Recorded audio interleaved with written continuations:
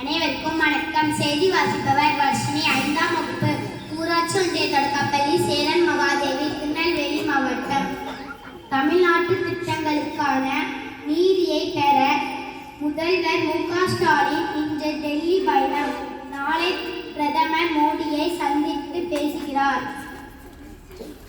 காஷ்மீரில் 2ஆம் கட்ட தேர்தல் 26 தொகுதிகளில் 56% வாக்குப்பதிவு.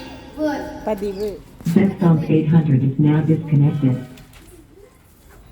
நெல்லை வண்ணாரப்பேட்டை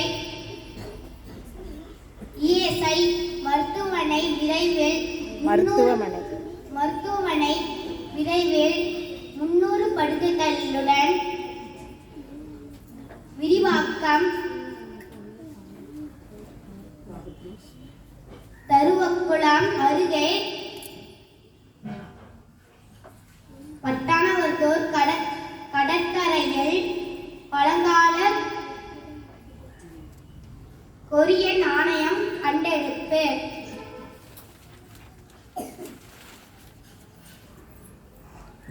பாரா ஒலிம்பிக் போட்டிகளில்